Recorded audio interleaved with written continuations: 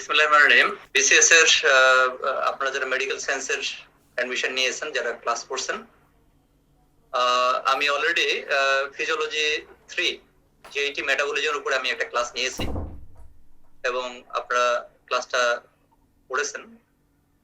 তো আজকে আমরা সেই ক্লাসের উপরে একটা পরীক্ষার আমরা সলভ ক্লাস আজকে আমরা একটু সলভ ক্লাস নেব এবং সেটার উপরে ডিসকাশন করব। আপনাদের প্রথম যে কোশ্চেনটা ছিল, following local hormone stimulate gastric hydrochloric acid secretion. এটা অত্যন্ত বেসিক একটা কোশ্চেন। স্টোমাকের উপরে কোন কোন লোকাল হরমোন কাজ করে এবং সেই লোকাল হরমোন গুলো কারা কারা গ্যাস্ট্রিক হাইড্রোকোলিসিস সিক্রেশন বাড়ায়, কারা কারা কমায়, এটা পরীক্ষার জন্য খুবই ইম্পর্টেন্ট। এটা বেসিক কোশ্চেন। একটু দেখেন, following local hormone that stimulate gastric hydrochloric acid secretion, এখানে কিন্তু উত্তর গ্যাস্ট্রিন। ঠিক আছে? তো এই লোকাল হরমোনের মধ্যে যেমন সিক্রেটিন, এটা গ্যাস্ট্রিক হাইড্রোকোলিসিস কমায়, সিক্রেশন কমায়। হিস্টামিন এখানে স্টোমাকের, এটা কোনো লোকাল হরমোন না। সোমাটোস্টেটিন গ্যাস্ট্রিক হাইড্রোকোলিসিস সিক্রেশন কমায়। গ্যাস্ট্রিন কিন্তু বাড়ায়। মনে রাখবেন, গ্যাস্ট্রিক হাইড্রোকোলিসিস সিক্রেশন বাড়ায় দুইটা লোকাল হরমোন, একটা হচ্ছে গ্যাস্ট্রিন, একটা হচ্ছে গ্রেলিন। গ্যাস্ট্রিন এবং গ্রেলিন। আপনারা যদি এই জিনিসটা, এই স্লাইডটা একটু খেয়াল করেন, যে স্টোমাকের উপরে কাজ করে গ্যাস্ট্রিক হাইড্রোকোলিসিস সিক্রেশন বাড়ায়, সেটা হচ্ছে গ্যাস্ট্রিন এবং গ্রেলিন দুইটা। তারা যেরকম হাইড্রোকোলিসিস সিক্রেশন বাড়ায়, তারা সেরকম গ্যাস্ট্রিক মোটিলিটিও বাড়ায়। তাহলে এই কোশ্চেনটা যদি আপনি একটু দেখেন, এই কোশ্চেনটা যদি এইভাবে থাকতো, following local hormone that stimulate hydrochloric acid secretion and gastric motility or emptying, তাও কিন্তু উত্তর হতো গ্যাস্ট্রিন।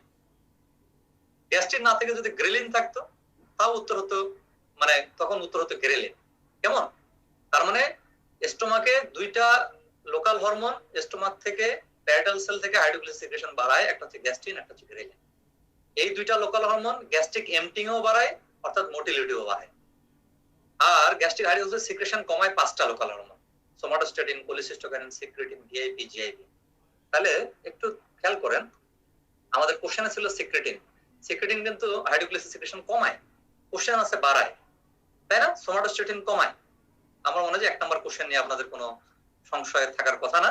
1 নম্বরের উত্তর হচ্ছে গ্যাস্ট্রিন। সেকেন্ড যে কোশ্চেনটা ছিল, following local hormone that stimulate small intestinal motility. কিছু লোকাল হরমোন আছে গ্যাস্ট্রিক মোটিলিটি বাড়ায়, আমরা অলরেডি বলে ফেলেছি গ্যাস্ট্রিন এবং গ্রেলিন। কিছু লোকাল হরমোন আছে ইন্টেস্টাইনাল মোটিলিটি বাড়ায়, কিছু লোকাল হরমোন আছে গ্যাস্ট্রিক ইন্টেস্টাইনাল মোটিলিটি কমায়। তাহলে একটু দেখেন, উত্তর কিন্তু সি। দেখেন, motilin. Motilin small intestinal motility বাড়ায়। সিক্রেটিন, এটা কিন্তু মোটিলিটি কমায়। গ্রেলিন, এটা স্টোমাকের মোটিলিটি বাড়ায়। ঠিক আছে? তাহলে কোশ্চেনটা দেখেন, ফলোইং, আপনাদের কোশ্চেনটা খুব ভালো করে পড়তে হবে। কোশ্চেন না পড়ে উত্তর দিতে গেলে কিন্তু ভুল হয়ে যাবে। আপনার বিসিএস এর আপনার যে কোশ্চেন গুলো, এই কোশ্চেনটাই আগে ভালো করে পড়তে হবে। কোশ্চেন ভালো করে পড়লে উত্তর আপনি দিতে পারবেন। অনেকে আছে কোশ্চেন না পড়ে উত্তরের দিকে আসে, তখন কিন্তু অনেক সময় ভুল হয়ে যায়। তাহলে following local hormone that stimulate small intestinal motility, ঠিক আছে? উত্তর হচ্ছে মোটিলিন। আপনি দেখেন, এটা আপনাদের ফিজিওলজির লেকচার শিটের এই বক্স থেকে আসছে। দেখেন, গ্যাস্ট্রিন, কোলিসিস্টোকাইনিন, মোটিলিন, এরা স্মল ইন্টেস্টাইনাল মোটিলিটি বাড়ায়। কমায় কি? সিক্রেটিন। তাহলে এখন কোশ্চেনটা দেখেন, সিক্রেটিন স্মল ইন্টেস্টাইনাল মোটিলিটি কমায়, এই জন্য এটা ফলস, এটা হবে না। গ্রেলিন, এটা হচ্ছে স্টোমাকের মোটিলিটি বাড়ায়, এখানে আছে স্মল ইন্টেস্টাইন, এই জন্য বি হবে না। Motilin, it is related with migratory motor complex. Peristalsis বাড়ায় দেয়, স্মল ইন্টেস্টাইনাল মোটিলিটি বাড়ায়। ঠিক আছে? ভিআইপি সাথে স্মল ইন্টেস্টাইনাল মোটিলিটি কোনো সম্পর্ক নেই। ভিআইপি কি করে? স্পুন মাসেল রিল্যাক্সেশন করে, ভেজোডাইলেশন করে। ক্লিয়ার? আচ্ছা, এরপর আসেন 3 নাম্বার কোশ্চেনটা আসেন। লোকাল হরমোন থেকে আমরা দুইটা কোশ্চেন পাইলাম। একটা কোশ্চেন আমরা প্রথমে দেখলাম যে কোন কোন local hormone gastric hydrochloric acid secretion বাড়ায়। ক্লিয়ার? আরেকটা আমরা কোশ্চেন পাইলাম, কোন লোকাল হরমোনটা স্মল ইন্টেস্টাইনাল মোটিলিটি বাড়ায়। তার মানে আপনাকে জিআইটি ফিজিওলজির মধ্যে লোকাল হরমোনটা পরীক্ষার জন্য খুবই খুবই ইম্পর্টেন্ট। ইনফিনিটি স্টার একটা কোশ্চেন কিন্তু আপনি কমন পাবেন ইনশাআল্লাহ। একটা কোশ্চেন কমন আসবে। জিআইটি থেকে কোশ্চেন আসলে লোকাল হরমোন থেকে কোশ্চেন আসবে। তার মানে ঠিক একই ভাবে, সিনোনিম ভাবে আপনার আরেকটা কোশ্চেন আপনার আসতে পারে, সেটা হলো যে following local hormone that increases enzyme rich secretion of pancreas. এভাবে কি আসতে পারে না? তাহলে প্যানক্রিয়াসের উপরে লোকাল হরমোন কাজ করে দুইটা, একটা হলো সিক্রেটিন, একটা হলো কোলিসিস্টোকাইনিন। তাহলে কোলিসিস্টোকাইনিন এনজাইম রিচ সিক্রেশন, যেটাকে আমরা বলি একবোলিক টাইপ অফ সিক্রেশন, আর সেই একবোলিক টাইপ অফ সিক্রেশন বাড়ায় হচ্ছে কোলিসিস্টোকাইনিন। ক্লিয়ার? আর সিক্রেটিন এটা প্যানক্রিয়াটিক ডাক্টের উপরে কাজ করে এবং বাইকার্বন রিচ সিক্রেশন বাড়ায়, সেই বাইকার্বন রিচ সিক্রেশনকে আমরা বলি হাইড্রোলাইটিক টাইপ অফ সিক্রেশন। তাহলে পরীক্ষা আসতে পারে following local hormone that acts on the pancreas. আবার পরীক্ষা কোশ্চেন আসতে পারে following local hormone that increases enzyme rich secretion, উত্তর হবে cholecystokinin. Following local hormone that causes bicarbonate secretion of pancreas, উত্তর হবে সিক্রেটিন। এইভাবে বিভিন্ন ভাবে লোকাল হরমোনের, আমরা যখন লোকাল হরমোন আপনাদের লেকচার শিটের মধ্যে লোকাল হরমোনের একটা বক্স দেওয়া আছে ডেভিডসনের, এই বক্সটা আপনারা মুখস্থ করবেন। লোকাল হরমোন, চারটা লোকাল হরমোন খুব ভালো করে পড়বেন। একটা হচ্ছে গ্যাস্ট্রিন, সিক্রেটিন, কোলিসিস্টোকাইনিন, আপনার সোমাটোস্টেটিন, এই চারটা ভালো করে পড়বেন। এই হচ্ছে লোকাল হরমোন নিয়ে কথা। এখানে আমরা দেখলাম যে এই লোকাল হরমোন গুলো স্টোমাকের উপর কাজ করে, তাই না? কিছু হাইড্রোক্লোরিক সিক্রেশন বাড়ায়, কিছু কমায়। আমরা 3 নাম্বার কোশ্চেনে আসি। দেখেন, following digestive juice having acidic pH. এটা যখন আমি ক্লাস নিয়েছিলাম, আমি বলেছিলাম যে ডাইজেস্টিভ জুস 5 ধরনের আছে: saliva, gastric juice, pancreatic juice, bile, succus entericus. এর মধ্যে আমি বলেছিলাম যে দুইটা ডাইজেস্টিভ জুসের পিএইচ হচ্ছে অ্যাসিডিক, একটা হচ্ছে স্যালাইভা আর একটা হচ্ছে গ্যাস্ট্রিক জুস। তাহলে এখন দেখেন এখানে স্যালাইভা গ্যাস্ট্রিক জুস আছে কিনা। স্যালাইভা আছে, তার মানে ট্রু, বিটা ট্রু। এখানে গ্যাস্ট্রিক জুস যদি থাকতো, স্যালাইভা না থাকতো, স্যালাইভা না থেকে গ্যাস্ট্রিক জুস থাকতো, তাহলে উত্তর হচ্ছে ট্রু। তাহলে আমরা দেখি কোনখান থেকে এই কোশ্চেনটা হয়েছে। এই কোশ্চেনটা আসছে এই বক্স থেকে। দেখেন, স্যালাইভার পিএইচ হচ্ছে 6 থেকে 7, অ্যাসিডিক পিএইচ 7 অথবা 7 এর নিচে গেলে স্যালাইভা অ্যাসিডিক পিএইচ। আর গ্যাস্ট্রিক জুসের পিএইচ হচ্ছে 1 থেকে 3.5, 1 to 3.5। তাহলে আমরা কি বলতে পারি না যে অ্যাসিডিক পিএইচ, সবচেয়ে অ্যাসিডিক পিএইচ কোনটা? এভাবে তো পরীক্ষা কোশ্চেন আসতে পারে যে লো pH, highest acidic pH of digestive juice কোনটা? তাহলে উত্তর হবে গ্যাস্ট্রিক জুস।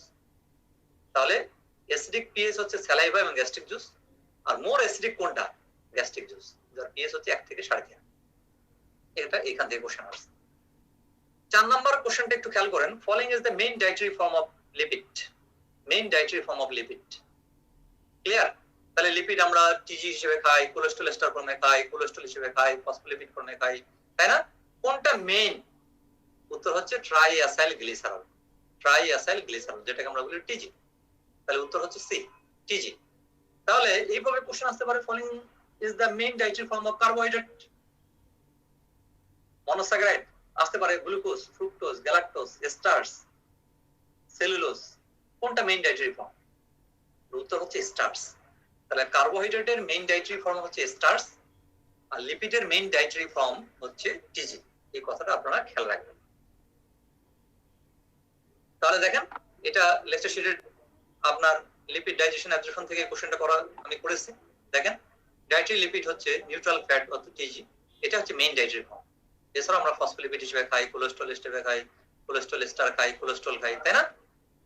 আচ্ছা, দেখেন, following at the end product of lipid does not need the help of mycelium for its absorption. তার আগে আমাদের জানতে হবে যে এন্ড প্রোডাক্ট গুলো কোনটা কি। একটু খেয়াল করেন, এই যে ডায়েটারি মেইন ফর্ম ফ্যাট, ফ্যাটটা ভেঙে তৈরি হলো কি? ফ্যাটি অ্যাসিড এবং গ্লিসারল। যে ফ্যাট, এই যে দেখেন, ডাইজেশন অফ দ্য ফ্যাট, ফ্যাটটা ভেঙে আলটিমেটলি ফ্যাট ভেঙে তৈরি হলো ইমালসিফাইড ফ্যাট। এই ইমালসিফিকেশন করলো বাইল সল্ট। এই ইমালসিফাইড ফ্যাটের উপরে কাজ করলো প্যানক্রিয়াটিক লাইপেজ, তৈরি হলো free fatty acid 2 monoacyl glycerol. Ultimately 2 monoacyl glycerol থেকে 1 মনোসাইল গ্লিসারল, এবং আলটিমেটলি তৈরি হলো গ্লিসারল এবং ফ্যাটি অ্যাসিড। তাহলে ফ্যাট ডাইজেশনের এন্ড প্রোডাক্ট হলো গ্লিসারল এবং ফ্যাটি অ্যাসিড। ডিয়ার স্টুডেন্ট, একটু খেয়াল করুন, ডায়েটারি লিপিডের মধ্যে মেইন ডায়েটারি ফর্ম হচ্ছে ফ্যাট, এর এন্ড প্রোডাক্ট হচ্ছে ফ্যাটি অ্যাসিড এবং গ্লিসারল। এই ফ্যাটি অ্যাসিডটা হতে পারে শর্ট চেন, হতে পারে লং চেন। মনে রাখবেন এই ফ্যাটি অ্যাসিডের মধ্যে, দেখেন, এই ফ্যাটি অ্যাসিডের মধ্যে শর্ট চেন ফ্যাটি অ্যাসিড এবং গ্লিসারল, এগুলো হচ্ছে ওয়াটার সলিউবল। এগুলো ডাইরেক্টলি ডিফিউশন প্রক্রিয়ার মাধ্যমে এন্টারোসাইটের মধ্যে অ্যাবজর্পশন হয়ে যায়। এদের মাইসেলি লাগে না, আমি আবারও বলি যে ফ্যাট ডাইজেশনের এন্ড প্রোডাক্ট হচ্ছে ফ্যাটি অ্যাসিড এবং গ্লিসারল, এই ফ্যাটি অ্যাসিডটা দুই ধরনের, একটা হচ্ছে শর্ট চেইন, একটা হচ্ছে long chain. Short chain fatty acid এবং গ্লিসারল এগুলো হচ্ছে ওয়াটার সলিউবল। এগুলো এগুলো এগুলো অ্যাবজর্পশনের জন্য মাইসিলে লাগে না, এগুলো ওয়াটার সলিউবল। এগুলো ওয়াটার ব্যারিয়ার সহজে ক্রস করে সিম্পল ডিভিশনের মাধ্যমে এন্টারোসেনের মধ্যে অ্যাবজর্পশন হয়। তার মানে এই শর্ট চেইন ফ্যাটি অ্যাসিড এবং গ্লিসারল ছাড়া বাকি যে এন্ড প্রোডাক্ট গুলো আছে সবগুলোই অ্যাবজর্পশনের জন্য মাইসিলে লাগবে। তাহলে এখন আমরা কোশ্চেনটা আসি। তাহলে following end product of the lipid does not need the help of mycelium for its absorption, মানে মাইসিলে লাগবে না। তাহলে শর্ট চেইন ফ্যাটি অ্যাসিড আর গ্লিসারল মাইসিলে লাগবে না। তাহলে আমরা দেখি লং চেইন ফ্যাটি অ্যাসিড এটা তো মাইসিলে লাগবে, গ্লিসারল মাইসিলে লাগবে না। তাহলে এটা ট্রু, বি ট্রু। কোলেস্টরল মাইসিলে লাগবে, লাইসোফসফোলিপিড মাইসিলে লাগবে। তাহলে উত্তর হচ্ছে গ্লিসারল। গ্লিসারলের জায়গায় যদি শর্ট চেইন ফ্যাটি অ্যাসিড থাকতো তাহলে উত্তর হচ্ছে শর্ট চেইন ফ্যাটি অ্যাসিড। ঠিক আছে, তাহলে একটু খেয়াল করেন, end product of lipid digestion হচ্ছে fatty acid, short chain fatty acid, long chain fatty acid, glycerol, cholesterol, লাইসোফসফোলিপিড।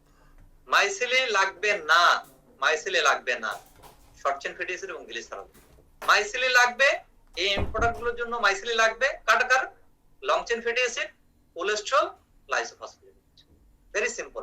এটা যদি একবার আপনারা বুঝে পড়েন আর ভুল হবে না। তাহলে দেখেন following end product of lipid does not need the help of mycelium for their absorption, short chain fatty acid এবং glycerol। আর মাইসিলে লাগবে long chain fatty acid, cholesterol, lysophospholipid. এগুলো সবগুলাই কিন্তু end product of lipid digestion। এখানে একটা কথা আমি বলে রাখি, end product গুলো পরীক্ষার জন্য খুবই ইম্পর্টেন্ট। যেমন end product of protein digestion, end product of lipid digestion, end product of carbohydrate digestion, এবং সেই end product গুলো কিভাবে অ্যাবজর্পশন হয় এটাও পরীক্ষার জন্য ইম্পর্টেন্ট। আমি ক্লাসে এগুলো ডিটেইলস আলোচনা করেছি। আচ্ছা, এখন আসেন বলেন যে and product of starch digestion. এটা ট্রিকি কোশ্চেন, স্টার্চ ডাইজেশন। মনে রাখবেন স্টার্চ হচ্ছে হোমোপলিস্যাকারাইড। হোমোপলিস্যাকারাইড মানে হচ্ছে এর রিপিটেটিং সুগার ইউনিটটা হচ্ছে monosaccharide, glucose, that means glucose. তার মানে আমরা বলতে পারি starch is the polymer of glucose. তার মানে স্টার্চ ভাঙলে আপনি গ্লুকোজ ছাড়া আর কিছুই পাবেন না। ঠিক একইভাবে glycogen is the polymer of glucose, cellulose is the polymer of glucose, তাই না? Dextrin is the polymer of glucose. তার মানে স্টার্চ, গ্লাইকোজেন, সেলুলোজ, ডেক্সট্রিন এগুলো ভাঙলে গ্লুকোজ ছাড়া আর কিছুই পাবেন না। তাহলে এখন দেখেন তো স্টার্চ ডাইজেশন এর প্রোডাক্ট গ্লুকোজ আপনি পেয়ে গেছেন, তার মানে এ ট্রু, বাকিগুলো ফলস। আচ্ছা, তাহলে দেখেন স্টার্চ, গ্লাইকোজেন, সেলুলোজ, ডেক্সট্রিন এগুলো হচ্ছে হোমোপলিস্যাকারাইড, এগুলো সবগুলোর এন্ড প্রোডাক্ট হচ্ছে গ্লুকোজ। তাহলে এখানে কোশ্চেনটা যদি থাকতো following of the end product of glycogen digestion, উত্তর glucose. Following of the end product of আপনার সেলুলোজ ডাইজেশন, উত্তর কিন্তু গ্লুকোজই হতো।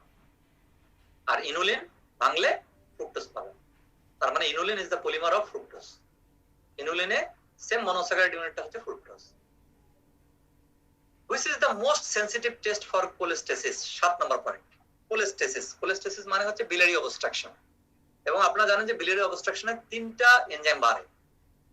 ঠিক আছে, একটা হলো ALP, দেখেন দেখেন আপনাদের শীটে আছে যে টেস্ট ফর কোলেস্টেসিস অথবা biliary obstruction। biliary obstruction-এ বাড়ে হচ্ছে ALP, গামা গ্লুটামাইল ট্রান্সফারেজ মানে gamma GGT, 5 prime nucleotide, 5 prime nucleotidase. এই 3টা এনজাইমের মধ্যে মোস্ট সেনসিটিভ হলো ALP। ALP পরীক্ষার কোশ্চেনটা আসছে কি দেখেন, following is the most sensitive test for cholestasis or biliary obstruction, উত্তর ALP। ALT এটা হচ্ছে most sensitive test for hepatocellular damage. Prothrombin time is the most sensitive test for মানে কি সিনথেটিক ফাংশন টেস্ট। ক্লিয়ার? তাহলে most sensitive test for biliary obstruction হচ্ছে ALP।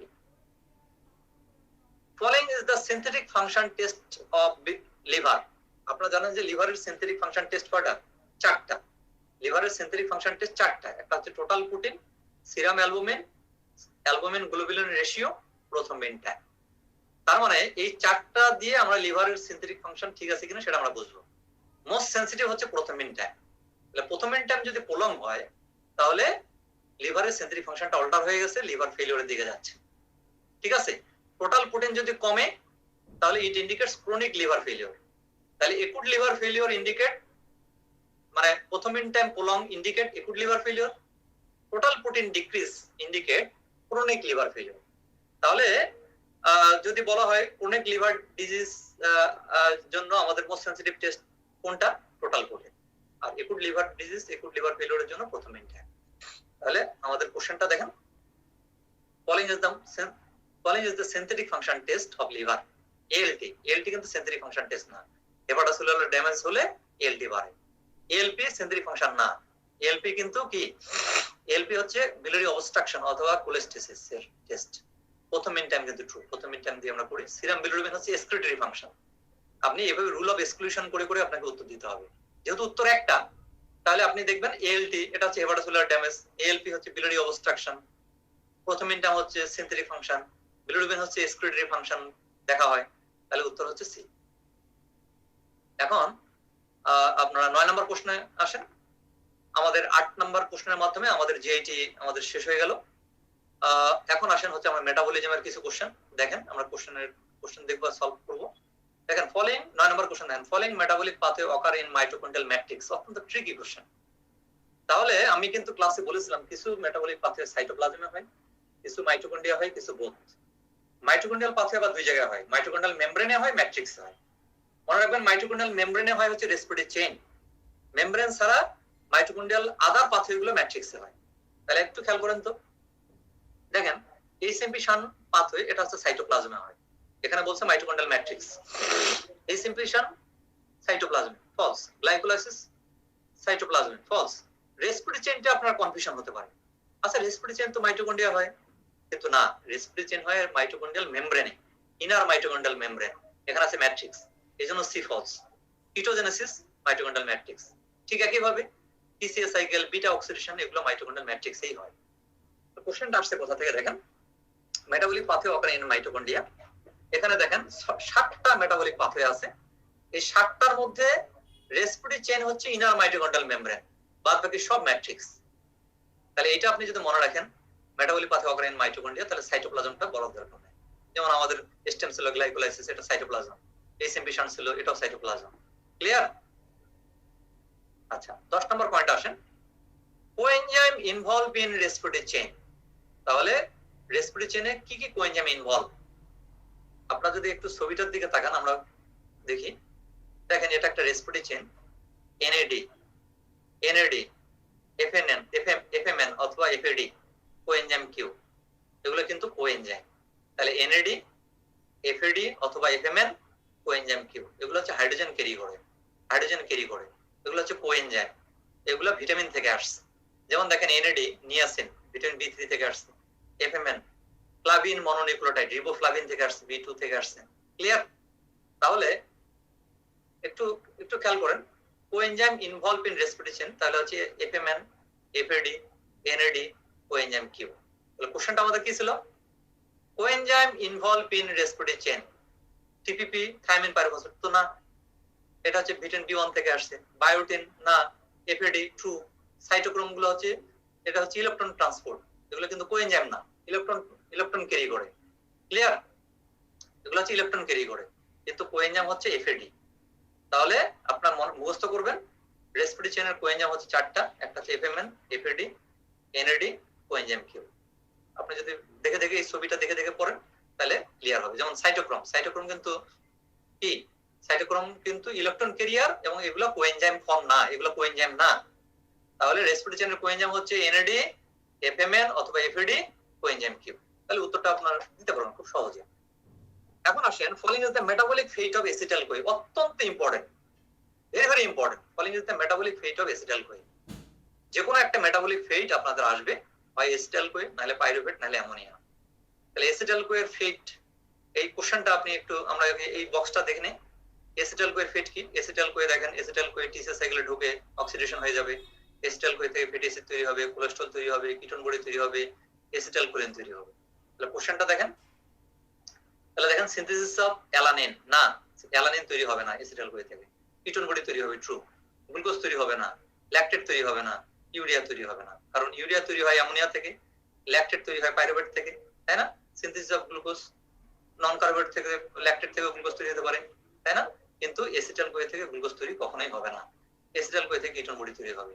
তাহলে acetyl CoA থেকে কি কি তৈরি হয় একটু খেয়াল করেন, কিটোন বডি তৈরি হয়, কোলেস্ট্রল তৈরি হয়, ফ্যাটি অ্যাসিড তৈরি হয়, এসিটাইল কোলিন তৈরি হয়, 4টা জিনিস তৈরি হয়, বুঝতে করবেন এটা বক্স থেকে আসছে। তাহলে কি কি তৈরি হয়? Fatty acid, cholesterol, ketone body, acid. এরপর আসুন 12 নম্বর কোশ্চেনটা দেখেন, vitamin which is involve in TCS cycle. মনে রাখবেন টিসিএস সাইকেলে 4টা vitamin involve, vitamin B one, B2, বি3, বি5, মানে 1 2 3 5 1235। মনে রাখবেন ভিটামিন 1235, বি 1235। ভিটামিন বি1 মানে কি থায়ামিন, বি2 রিবোফ্লাভিন, বি3 নিয়াসিন, বি5 হচ্ছে প্যান্টাথেনিক অ্যাসিড। তাহলে এখানে দেখেন বি12 টিসিএস সাইকেল অংশগ্রহণ করে না, ফলিক অ্যাসিড অংশগ্রহণ করে না, বি1টা অংশগ্রহণ করে, থায়ামিন, বি6টা অংশগ্রহণ করে না। ক্লিয়ার? তাহলে উত্তর হচ্ছে সি, উত্তর সি, বি1, উত্তর হচ্ছে সি। তাহলে এই কোশ্চেনটা কোথা থেকে করছে দেখেন, আপনাদের লেকচার শিটে দেখেন, দেখেন vitamin and coenzyme involve in TCS cycle, riboflavin হচ্ছে বি2, নিয়াসিন হচ্ছে বি3, থায়ামিন হচ্ছে বি1, প্যান্টাথেনিক অ্যাসিড হচ্ছে বি5। এগুলো করসপন্ডিং কোএনজাইম গুলো আপনাকে মুখস্থ রাখতে হবে। 13 নম্বর কোশ্চেনটা দেখেন, following is the substrate of gluconeogenesis. Dear student, আপনারা সবাই জানেন গ্লুকোনিওজেনেসিস হচ্ছে synthesis of glucose from non carbohydrate source. যেমন দেখেন গ্লুকোজ ভেঙে তৈরি হলো পাইরুভেট এবং ল্যাকটেট। গ্লুকোজ থেকে পাইরুভেট ল্যাকটেট তৈরি হয় by the process of glycolysis.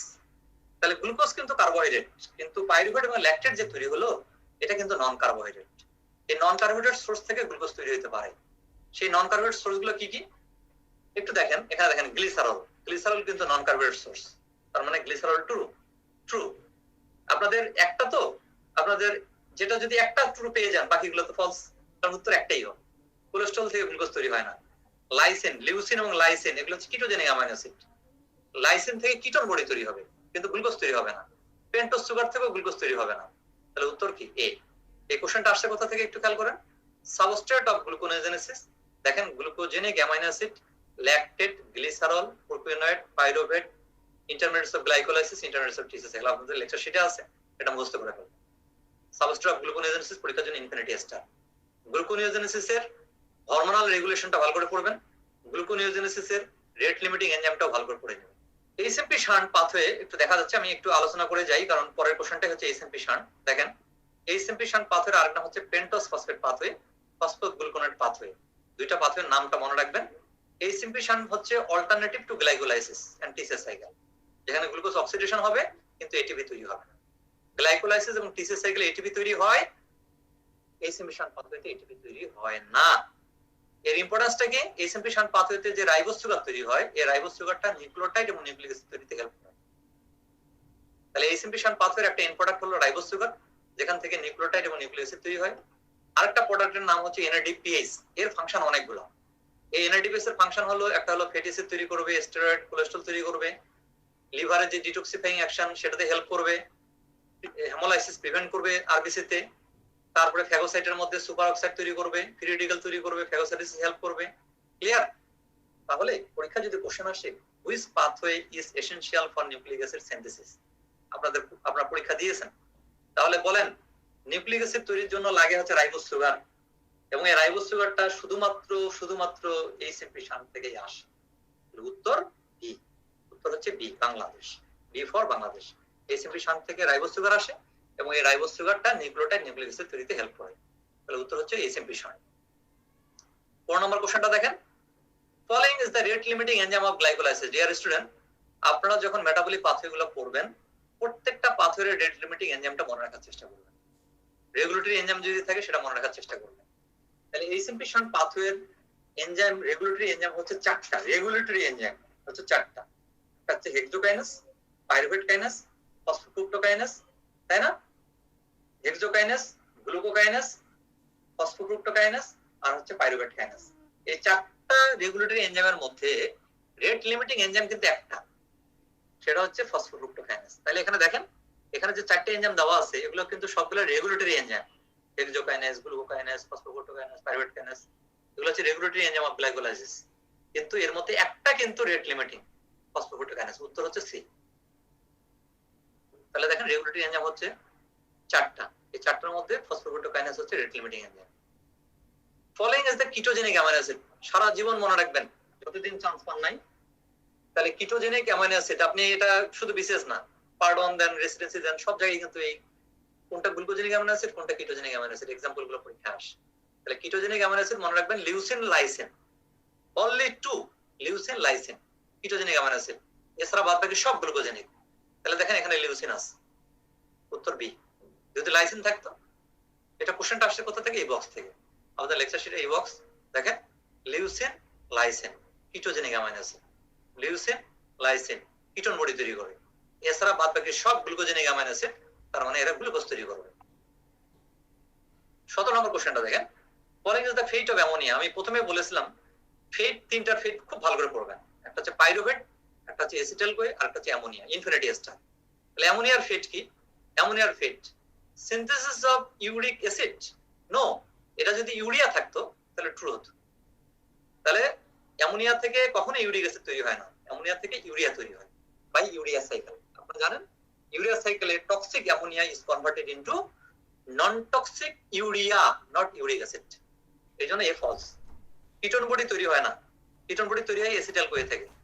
Synthesis of glutamine, হ্যাঁ গ্লুটামাইন তৈরি হয়। Synthesis of fatty acid, acetyl CoA থেকে ফ্যাটি অ্যাসিড তৈরি হয়। তাহলে উত্তর হচ্ছে সি। তাহলে অ্যামোনিয়া থেকে গ্লুটামাইন তৈরি হয়। এটা কোথা থেকে কোশ্চেন আসছে দেখেন লেকচার শিটের, সোর্স ফেট, সোর্স ফেট। ক্লিয়ার?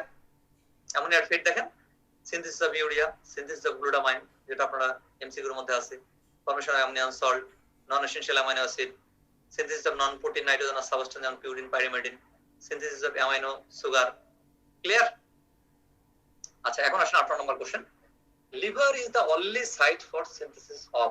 লিভারে তৈরি হবে, অন্য কোথাও তৈরি হবে না। মনে রাখবেন ইউরিয়া আর কিটোন বডি শুধু লিভারে তৈরি হয়, ইউরিয়া আর কিটোন বডি শুধু লিভারে তৈরি হয়, অন্য কোথাও তৈরি হয় না। তাহলে দেখেন ইউরিয়া কিটোন বডি আছে কিনা, দেখেন কিটোন বডি আছে, উত্তর হচ্ছে ডি, উত্তর ডি।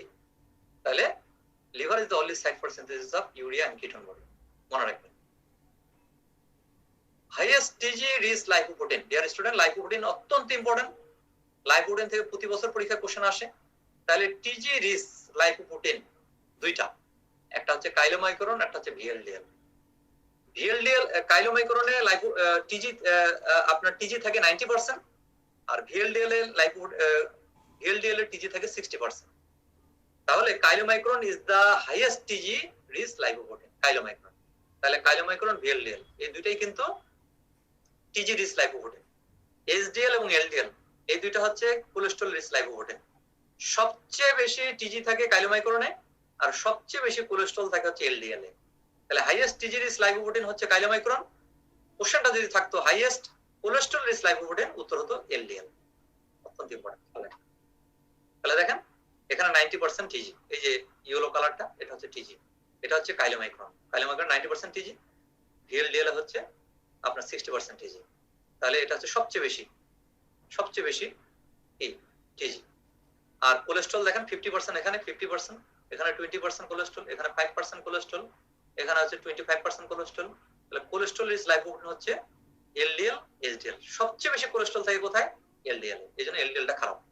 তাহলে হাইয়েস্ট টিজি রিচ লাইপোপ্রোটিন হচ্ছে chylomicron, highest cholesterol rich lipoprotein হচ্ছে LDL, highest phospholipid containing lipoprotein হচ্ছে এইচডিএল। দেখেন 20 নম্বর কোশ্চেনে ওই কোশ্চেনটাই আসছে, highest cholesterol rich lipoprotein is, highest cholesterol হচ্ছে এলডিএল। সবচেয়ে বেশি খারাপ কোলেস্ট্রল কোনটা? এলডিএল।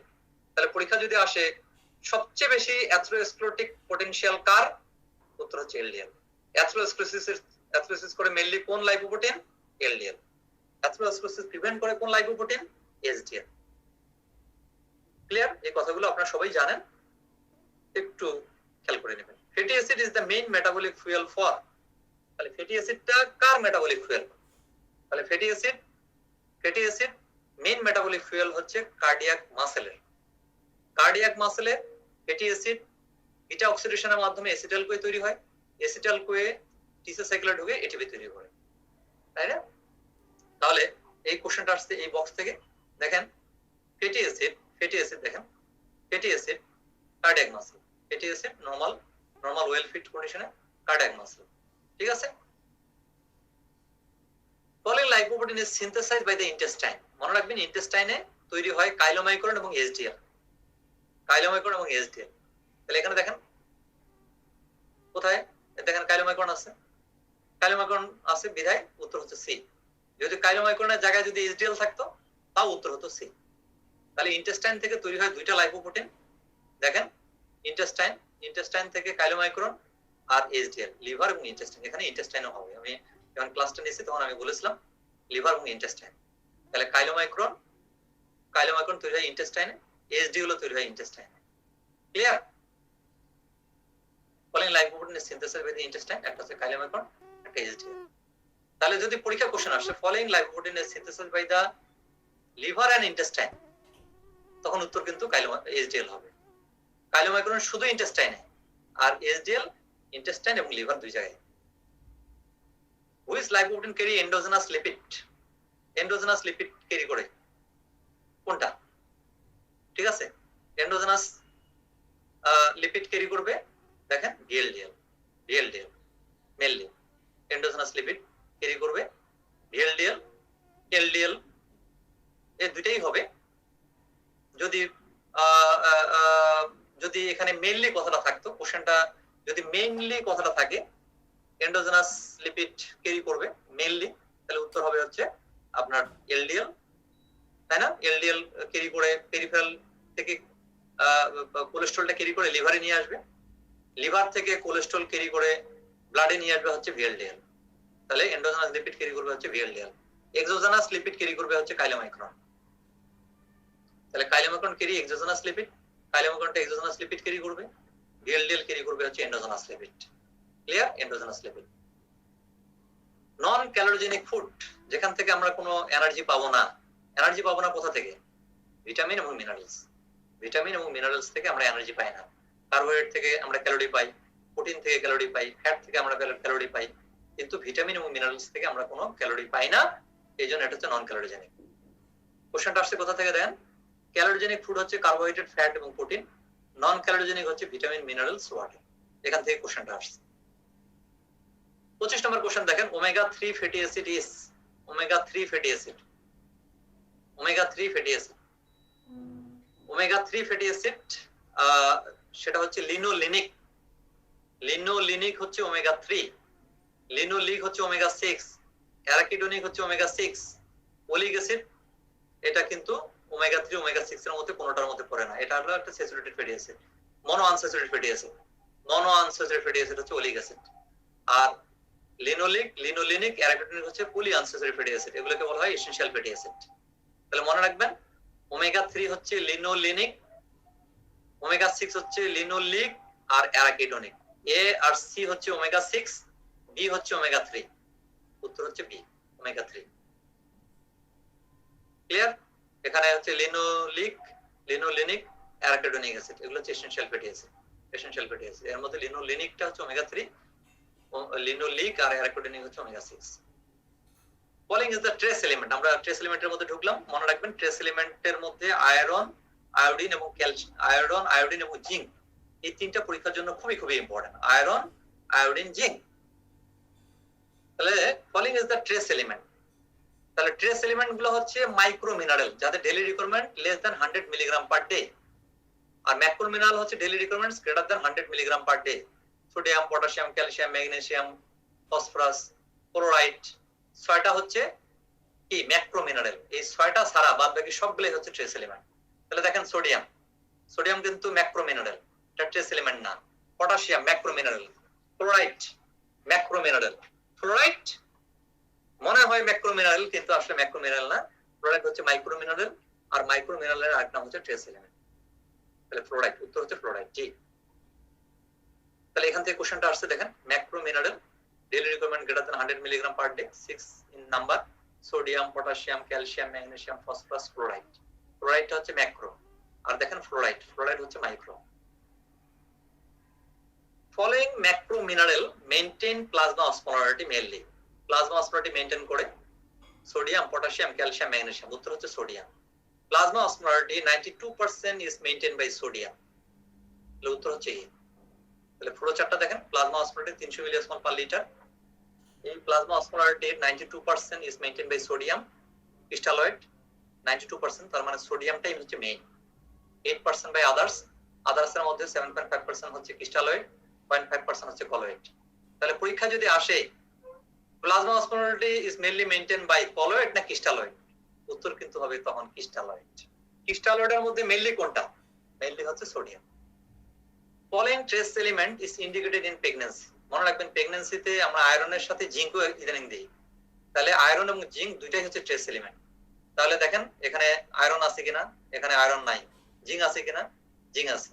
এটা স্পেলিংটা ভুল হয়েছে, এটা কপার হবে, কপার। তাহলে জিঙ্ক ট্রু। তাহলে প্রেগন্যান্সিতে ট্রেস এলিমেন্ট ইন্ডিকেটেড হচ্ছে আয়রন এবং জিঙ্ক, এটা মুখস্থ করবেন। প্রেগন্যান্সিতে ভিটামিন কোনটা ইন্ডিকেটেড? উত্তর হচ্ছে ফলিক অ্যাসিড। ভিটামিনে কোন ভিটামিনটা কোনটা indicated in pregnancy? Vitamin A. কথাগুলো খেয়াল রাখবেন, একদম বেসিক কোশ্চেন, এগুলো পরীক্ষা আসতে পারে। আয়োডিন টক্সিসিটি লিস্ট টু, আয়োডিন টক্সিসিটি হলে থাইরোটক্সিকোসিস হবে, গয়টার হবে, তাই না? আয়োডিন ডেফিসিয়েন্সি হলে হাইপোথাইরয়েডিজম হবে, গয়টার হবে। তাহলে এই কথাগুলো পরীক্ষার জন্য ইম্পর্টেন্ট। তাহলে আয়োডিন টক্সিসিটি হলে কি হবে? গয়টার। যদি থাইরোটক্সিকোসিস হতো তাও হতো ট্রু। তাহলে উত্তর হচ্ছে ডি, গয়টার।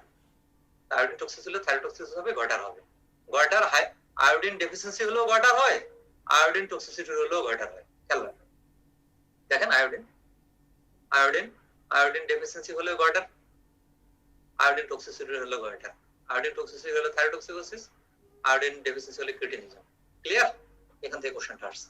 তার মানে আয়রনটা ভালো করে পড়বেন, আয়রনটা ভালো করে পড়বেন। আয়রন ডেফিসিয়েন্সি টক্সিসিটি, আয়োডিনের ডেফিসিয়েন্সি টক্সিসিটি, জিঙ্কের deficiency toxicity, infinity star. Intestinal flora synthesize following vitamin.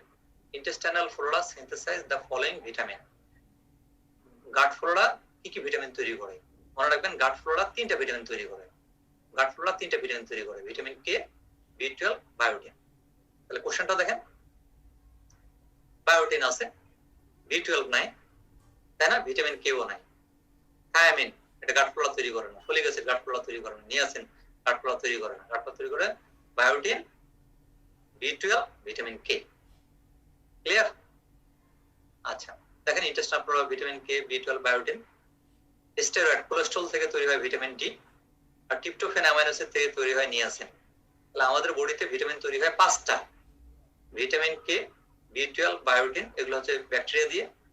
Cholesterol থেকে তৈরি হয় ভিটামিন ডি, আর নিয়াসিন তৈরি হয় ট্রিপ্টোফ্যান অ্যামাইনো অ্যাসিড থেকে।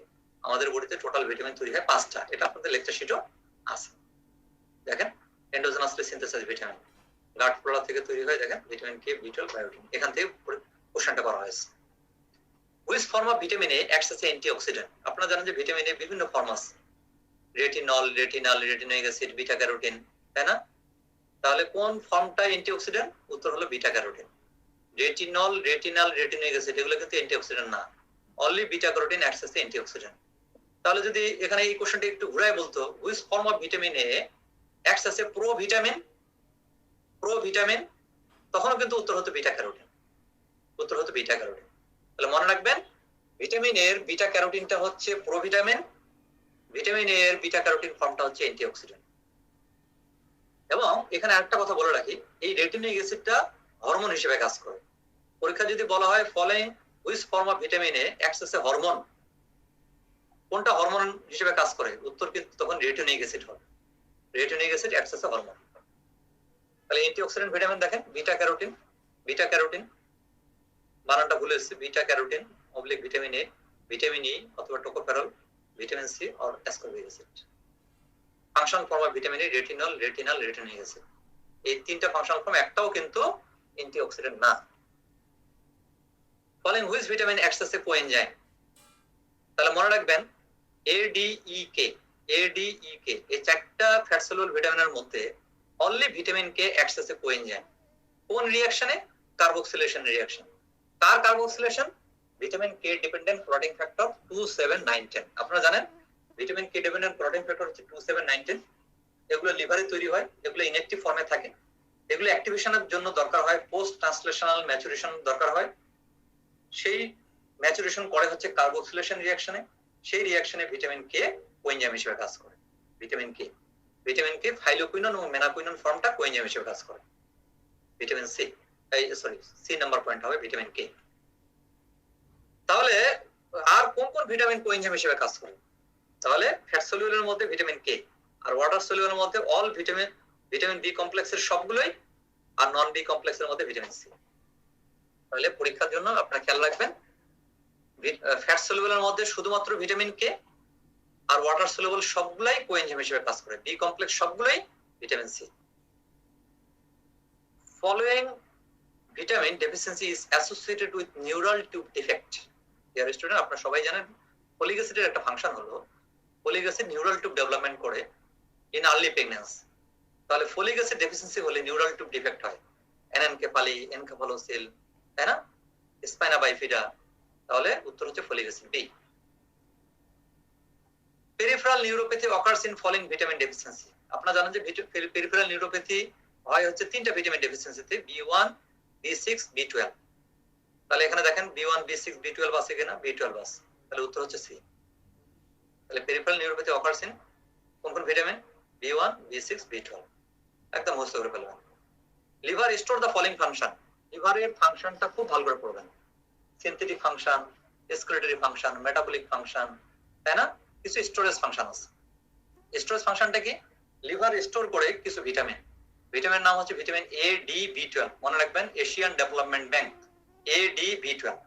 তাহলে দেখেন এখানে বি12 আছে কিনা, বি12 আছে, ট্রু, তাহলে উত্তর হচ্ছে বি। তাহলে লিভার স্টোর করে ভিটামিন এ, ডি, বি12, এবং এই বি12টা লিভারে প্রায় 5 বছরের মতো স্টোর থাকতে পারে। তাহলে কোশ্চেনটা যদি একটু পেঁচায় বলে liver store the following vitamin for years together, তখন কিন্তু উত্তর বি12 হবে। Following trace element store in the liver. লিভারে কোন কোন ট্রেস এলিমেন্ট স্টোর থাকে, মনে রাখবেন আয়রন আর কপার। আয়রন যদি এক্সেস হয় তাহলে হেমোসিডারোসিস, হেমোক্রোমাটোসিস হবে লিভারে। আর যদি কপার এক্সেস হয়, জমা হয়ে যদি কপার টক্সিসিটি হয়, তাহলে সেই ডিজিজটার নাম হচ্ছে উইলসন ডিজিজ। তাহলে দেখেন আয়রন আছে, আয়রন না থেকে যদি কপার হতো উত্তর, কপার হতো উত্তর এ, উত্তর iron. Liver store the following trace element iron আর copper. Following which vitamin is synthesized from cholesterol. মনে রাখবেন cholesterol derivatives, corticosteroid hormone, sex hormone, vitamin D, vitamin D. তাহলে vitamin D is the only hormone that is synthesized by the cholesterol. এই কোলেস্ট্রলটার নাম হচ্ছে 7-ডিহাইড্রোকোলেস্ট্রল, যেটা স্কিনের নিচে থাকে। যখন আল্ট্রাভায়োলেট রে এসে এখানে এই স্কিনের উপর পড়ে, তখন 7-ডিহাইড্রোকোলেস্ট্রল থেকে তৈরি হয় কোলিক্যালসিফেরল। তাহলে মনে রাখবেন vitamin D is synthesized from cholesterol. Cholesterol other derivatives কি, স্টেরয়েড হরমোন, সেক্স হরমোন, তাই না, ভিটামিন ডি, বাইল অ্যাসিড, বাইল সল্ট, এগুলো সবগুলো কোলেস্ট্রল থেকে আসে। তাহলে দেখেন ভিটামিন ডিটা আসে হচ্ছে কোলেস্ট্রল থেকে, আর নিয়াসিন আসে হচ্ছে অ্যামাইনো অ্যাসিড ট্রিপ্টোফ্যান থেকে। Hydrogen ion secretion mainly occurs in the following part of the nephron. আমরা কিডনি রেনাল সিস্টেমের মধ্যে ঢুকলাম। আপনারা সবাই জানেন যে হাইড্রোজেন আয়ন সিক্রেশন কোথায় কোথায় হয়।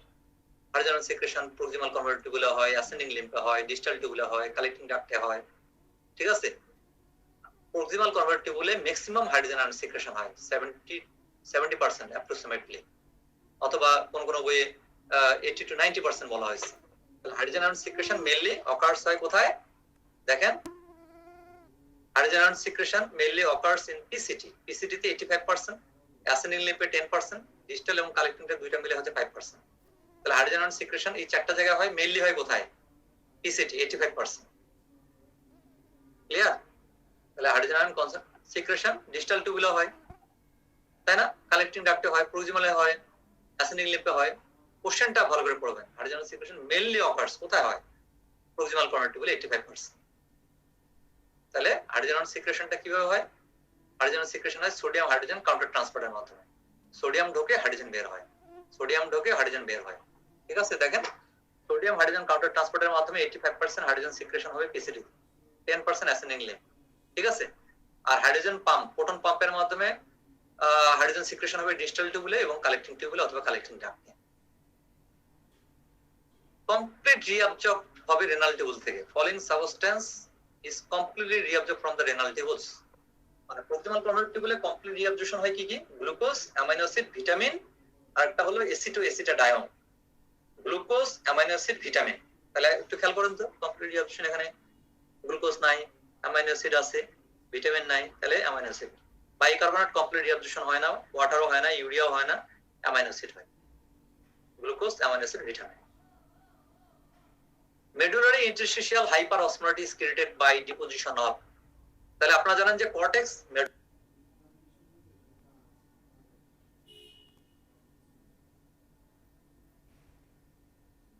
মেডুলা, কর্টেক্স থেকে মেডুলার দিকে আসতে থাকলে অসমোলারিটি বাড়তে থাকে এবং মেডুলারি হাইপার অসমোলারিটির জন্য দায়ী হচ্ছে সোডিয়াম ক্লোরাইড আর ইউরিয়া।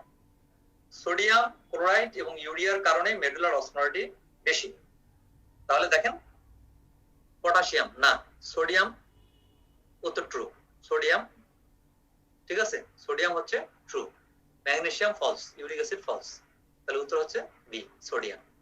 তাহলে medullary hyper osmolarity is created by deposition of sodium chloride urea, তাহলে উত্তর হচ্ছে sodium. Bicarbonate generation mainly occurs in, আপনারা জানেন যে একটা হলো বাইকার্বনেট রিঅ্যাবজর্পশন, তাহলে বাইকার্বনেট রিঅ্যাবজর্পশন হয় প্রক্সিমাল কনভার্ট টিউবুলে, আর বাইকার্বনেট জেনারেশন হয় ডিস্টাল টিউবুল এবং কালেক্টিং ডাক্ট। মেইনলি কোথায়? মেইনলি হচ্ছে collecting duct, type A ইন্টারকালেটেড sell. তাহলে প্রক্সিমাল কনভার্ট টিউবুলে বাইকার্বনেট রিঅ্যাবজর্পশন হয়, অ্যাসেন্ডিং লিভে বাইকার্বনেট রিঅ্যাবজর্পশন হয়, ডিস্টাল কনভার্ট টিউবুল এবং কালেক্টিং ডাক্টে বাইকার্বনেট জেনারেশন হয়। কিন্তু এখানে বলেছে মেইনলি, তাহলে কালেক্টিং ডাক্ট হবে। কালেক্টিং ডাক্টের intercalated cell, type A intercalated সেলে বাইকার্বনেট জেনারেশনটা হয়, distal tubule, collecting duct. Mainly বলাতে collecting duct. Limiting pH of the urine, limiting pH of urine হচ্ছে 4.5, এটা ফিক্সড, এর নিচে ইউরিনের পিএইচ নামবে না। আমরা জানি যে অ্যাসিডোসিস হলে ইউরিনের পিএইচ কমে, কমতে কমতে 4.5 এ এসে ঠেকে, 4.5 এর নিচে নামতে পারে না, এটাকে বলা হয় limiting pH of the urine. কারণ এই পিএইচ এ, এই 4.5 পিএইচ এ পিএইচ কম, মানে হাইড্রোজেন আয়ন কনসেন্ট্রেশনটা বেশি। যখন লুমিনাল পিএইচ 4.5, তখন লুমিনার মধ্যে হাইড্রোজেন আয়ন কনসেন্ট্রেশন গ্রেডিয়েন্ট এত বেশি থাকে যে হাইড্রোজেন আয়ন যে সিক্রেশন হয় প্রোটন পাম্প দিয়ে, এই পাম্পগুলো সব বন্ধ হয়ে যায়, হাইড্রোজেন আয়ন সিক্রেশনটা বন্ধ হয়ে যায়। হাইড্রোজেন আয়ন সিক্রেশন বন্ধ হয়ে গেলে ইউরিনের পিএইচ আর কমতে পারে না, এই জন্য লিমিটিং পিএইচ হচ্ছে 4.5। উত্তর হচ্ছে C. Glomerular filtrate is divide of, আপনারা জানেন যে গ্লোমেরুলার ফিল্ট্রেটে সবগুলাই ফিল্ট্রেশন হয়, হয় নাকি? হয় না হচ্ছে প্রোটিন এবং আরবিসি। তাহলে glomerular filtrate is divide of protein and RBC. তাহলে দেখেন গ্লুকোজ গ্লোমেরুলার ফিল্ট্রেটে ফিল্টার্ড হয় এবং প্রক্সিমাল কনভার্ট টিউবুলে কমপ্লিট রিঅ্যাবজর্পশন হয়। প্রোটিন ফিল্টার্ড হয় না, যার কারণে গ্লোমেরুলার ফিল্ট্রেটে প্রোটিন পাবেন না। অ্যামাইনো অ্যাসিড ফিল্টার্ড হয়, কমপ্লিট রিঅ্যাবজর্পশন হয়ে যায়। ভিটামিন ফিল্টার্ড হয়, গ্লোমেরুলার ফিল্ট্রেটে পাবেন কিন্তু কমপ্লিট রিঅ্যাবজর্পশন হয়।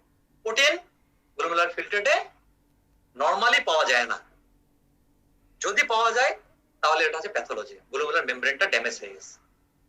তাহলে গ্লোমেরুলার মেমব্রেন ড্যামেজ হলে গ্লোমেরুলার ফিল্ট্রেটে প্রোটিনও আসবে, আরবিসিও আসবে। প্রোটিন ইউরিন দিয়ে পাস করবে, প্রোটিন ইউরিয়া হবে, আরবিসি পাস করলে আমরা বলি হেমাচুরিয়া। তাহলে উত্তর হচ্ছে B, protein is the abnormal constituent of glomerular filtrate, RBC is the abnormal constituent of glomerular filtrate. The glomerular filtrate is devoid of protein and RBC. Most accurate GFR is measured by, তাহলে এটা হচ্ছে glomerular filtration function test থেকে এই কোশ্চেনটা আসছে।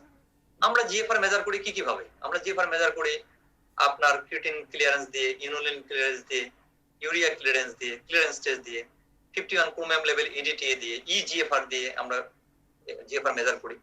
তবে GFR most accurate measure করা হয় এই 51 ক্রোমিয়াম লেভেল ইডিটিএ দিয়ে, ইডিটিএ 51 ক্রোমিয়াম লেভেল ইডিটিএ দিয়ে মোস্ট অ্যাকুরেট জিএফআর মেজার করা হয়। ক্রিয়েটিন, ইনুলিন, ইউরিয়া ক্লিয়ারেন্স দিয়ে মোস্ট অ্যাকুরেট জিএফআর মেজার করা যায় না। তাহলে দেখেন measurement of the GFR by renal clearance, radioisotope clearance study যেমন 51 ক্রোমিয়াম লেভেল ইডিটি, আরেকটা হলো ইজিএফআর। মোস্ট অ্যাকুরেট হচ্ছে 51 ক্রোমিয়াম লেভেল ইডিটি। তবে আমরা এটা ইনভেসিভ হওয়ার কারণে এটা ইউজুয়ালি করা হয় না, ইউজুয়ালি এই মেথডে আমরা জিএফআর মেজার করি না, আমরা জিএফআর মেজার করি হচ্ছে ক্লিয়ারেন্স টেস্ট অথবা ইজিএফআর দিয়ে। Primary defect of metabolic alkalosis, আপনারা জানেন মেটাবলিক অ্যালকালোসিসে বাইকার্বনেট কমে, বাইকার্বনেট বাড়ে, মেটাবলিক অ্যাসিডোসিস বাইকার্বনেট কমে, তাই না? তাহলে বাইকার্বনেট কমে এটা হচ্ছে মেটাবলিক অ্যাসিডোসিসের প্রাইমারি ডিফেক্ট, বাইকার্বনেট বাড়ে এটা হলো primary defect of metabolic alkalosis. PCO2 কমে হচ্ছে রেসপিরেটরি অ্যালকালোসিস, PCO2 বাড়ে হচ্ছে primary defect of respiratory acidosis. তাহলে এখানে কোশ্চেনটা কি? Metabolic alkalosis, bicarbonate. তাহলে মেটাবলিক কজে অবশ্যই bicarbonate, metabolic acid base disorder is related with bicarbonate, আর respiratory acid base disorder is associated with PCO2। তার মানে যেহেতু মেটাবলিক, PCO2 বাদ, আপনি বাইকার্বনেটটা খুঁজবেন। তাহলে অ্যালকালোসিসে বাইকার্বনেট কি হবে? বাইকার্বনেট বাড়বে, বাইকার্বনেট বাড়লে পিএইচ বাড়ে, পিএইচ বাড়লে অ্যালকালোসিস, ঠিক আছে? তাহলে উত্তর হচ্ছে বি। তাহলে দেখেন মেটাবলিক অ্যালকালোসিসে অ্যাসিডোসিসে বাইকার্বনেট কমে, পিএস কমে। ক্লিয়ার? আচ্ছা, যখন পিসিও2 কমে যাবে তখন এটাকে আমরা বলবো কম্পেনসেটেড মেটাবলিক অ্যাসিডোসিস। তাহলে মেটাবলিক অ্যাসিডোসিসের প্রাইমারি ডিফেক্ট হলো বাইকার্বনেট ডিক্রিজ, কম্পেনসেশনে পিসিও2 কমবে। এই কম্পেনসেশন কোন অর্গান দিয়ে হলো? লাংসের মাধ্যমে, হাইপার ভেন্টিলেশনের মাধ্যমে। আবার দেখেন মেটাবলিক অ্যালকালোসিস, বাইকার্বনেট বাড়লো, প্রাইমারি ডিফেক্ট, পিএস বাড়লো, তাহলে পিসিও2টাও বাড়বে। পিসিও2টাও দেখেন যদি বাড়ে তাহলে এটা হচ্ছে কম্পেনসেশন। তাহলে metabolic alkalosis is compensated by respiratory system by hypoventilation, PCO two বাড়লো। এটা হলো কম্পেনসেটেড মেটাবলিক অ্যালকালোসিস, এটা হলো কম্পেনসেটেড মেটাবলিক অ্যাসিডোসিস।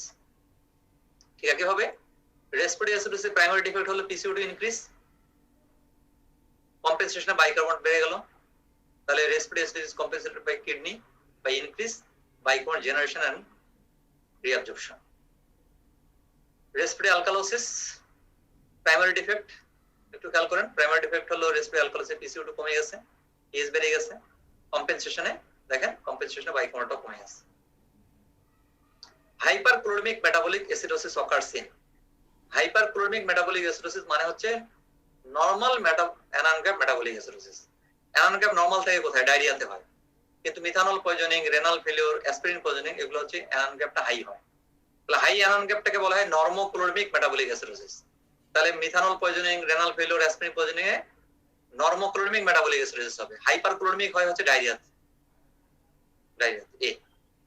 তাহলে এই কোশ্চেনটা আসছে এখান থেকে। নরমাল অ্যানানগ্যাপ মেটাবলিক অ্যাসিডোসিসের নাম হচ্ছে normochloremic hyperchloremic metabolic acidosis. Hyperchloremic metabolic অ্যাসিডোসিসের কজ হলো দেখেন infusion or poisoning with ammonium chloride HCl, diarrhoea, fistula, urinary diversion procedure, renal tubular acidosis. Clear? Metabolic acidosis is compensated by, metabolic acidosis compensated হবে কিভাবে? আমরা একটু আগে দেখাইছি metabolic acidosis compensated হয় বাই হাইপারভেন্টিলেশন। হাইপারভেন্টিলেশনে পিসিও2 কমবে, তাহলে দেখেন পিসিও2 কমবে। তাহলে metabolic acidosis compensated by lungs by decrease PCO two by hyperventilation. Following which hormone secretion increase in hypervolemia? মনে রাখবেন হাইপারভোলেমিয়া হলে, ভলিউম ওভারলোড হলে রাইট এট্রিয়াম স্ট্রেস হয়। রাইট এট্রিয়াম স্ট্রেস হলে রাইট এট্রিয়াম থেকে সিক্রেশন হয় এএনপি, অ্যাট্রিয়াল নাইট্রেটিক পেপটাইড। এএনপি কি করে? ডায়ুরেসিস করে, ইউরিন দিয়ে ইউরিনের ভলিউম বাড়ায় দেয়, নাইট্রিওসিস করে ইউরিন দিয়ে সোডিয়াম এক্সক্রিশন বাড়ায় দেয়, হাইপারভোলেমিয়া কারেকশন হয়ে যায়। তার মানে হাইপারভোলেমিয়া হলে সিক্রেশন হবে কোন হরমোন? এএনপি। ঠিক আছে, আর হাইপোভোলেমিয়া হলে সিক্রেশন হবে বাকিগুলা। এই দেখেন অ্যালডোস্টেরন, অ্যালডোস্টেরন হাইপোভোলেমিয়া হলে সিক্রেশন বাড়বে, এডিএস হাইপোভোলেমিয়া হলে বাড়বে, রেনিন সিক্রেশন বাড়বে হাইপোভোলেমিয়া, আর হাইপারভোলেমিয়াতে এএনপি। তাহলে দেখেন হাইপারভোলেমিয়াতে এএনপি সিক্রেশন বাড়বে, আর হাইপোভোলেমিয়াতে রেনিন, অ্যালডোস্টেরন এবং এডিএস সিক্রেশন বাড়বে। 49 কোশ্চেনে দেখেন following is the most important buffer of the renal system. আপনারা জানেন যে রেনাল সিস্টেমের বাফার হচ্ছে তিনটা, একটা হচ্ছে বাইকার্বনেট, একটা হচ্ছে ফসফেট, একটা হচ্ছে অ্যামোনিয়া। প্রোটিন কিন্তু মানে রেনাল বাফার নয়, প্রোটিন হচ্ছে ব্লাড বাফার, প্রোটিন হচ্ছে ব্লাড বাফার। তাহলে ডিটাতে এমনি বাদ, তাহলে বাইকার্বনেট, ফসফেট, অ্যামোনিয়া, এই বাফার তিনটার মধ্যে মোস্ট ইম্পর্টেন্ট বাফার হচ্ছে অ্যামোনিয়া বাফার, এটা খেয়াল রাখবেন। আর যদি এই কোশ্চেনটা এভাবে থাকে তো following is the most important buffer of following is the most important blood buffer, following is the most important blood buffer, তাহলে উত্তর কিন্তু হইতো বাইকার্বনেট বাফার। বাইকার্বনেট হচ্ছে মোস্ট ইম্পর্টেন্ট ব্লাড বাফার। তাহলে দেখেন following are the renal buffer, bicarbonate, phosphate, ammonia. Ammonia হচ্ছে most important buffer. আমাদের last question, most accurate renal function test is, most accurate renal function. আমরা renal function blood urea দিয়ে করি, serum creatinine দিয়ে করি, urine আরএমই দেখে blood urea করতে পারি, মেজারমেন্ট অফ দ্য জিএফআর করতে পারি, তবে মোস্ট অ্যাকুরেট হচ্ছে GFR. Why not blood urea? কারণ ব্লাড ইউরিয়া দিয়ে রেনাল ফাংশন টেস্ট করা হয়, কিন্তু এটা হচ্ছে নন স্পেসিফিক। কারণ কিডনি ছাড়াও অন্যান্য কজে কিন্তু ব্লাড ইউরিয়া বাড়ে, যেমন আপনার জিআইটি হেমোরেজ, তাই না? আপনি যদি প্রোটিন বেশি খান, ইনফেকশন হয়, যদি ট্রমা সার্জারি এরকম হয়, সেক্ষেত্রে ব্লাড ইউরিয়া বাড়তে পারে। সিরাম ক্রিয়েটিনিন এটা কিন্তু ইনসেনসিটিভ টেস্ট, রেনাল ফাংশন টেস্টের জন্য মানে ইনসেনসিটিভ টেস্ট। কারণ 50% রেনাল লস, 50% গ্লোমেরুলার ড্যামেজ নাও পর্যন্ত রেনাল লস যদি 50% রেনাল লস হলেই ক্রিয়েটিনিন বাড়ে, এবং রেনাল কিডনি ছাড়াও সিরাম ক্রিয়েটিনিন বাড়তে পারে যদি ক্র্যাশ ইনজুরি হয়, রোটারি অ্যাক্সিডেন্ট ক্র্যাশ সিনড্রোম হয়, ক্রিয়েটিনিন বাড়তে পারে। ইউরিন আরএমই দিয়ে বোঝা যাবে, কিন্তু অ্যাকুরেট মেজারমেন্ট করা হবে জিএফআর এর মাধ্যমে। জিএফআর দিয়ে আমরা মোস্ট অ্যাকুরেট জিএফআর মেজার করা। তো আমার মনে হয় যে থ্যাংক ইউ, আজকে এই পর্যন্তই। আমরা আপনাদের 50টা কোশ্চেন ছিল, আমি 50টা কোশ্চেনের উত্তর এবং এর কেন ট্রু কেন ফলস আমি বলার চেষ্টা করেছি। আশা করি আপনাদের কনফিউশন দূর হবে। আপনারা সবাই ভালো থাকেন, সুস্থ থাকেন, আপনাদের জীবনের সফলতা খুব দ্রুততার সাথে চলে আসুক, এই শুভকামনা এবং দোয়ায় আমি আজকে শেষ করছি। আসসালামু আলাইকুম।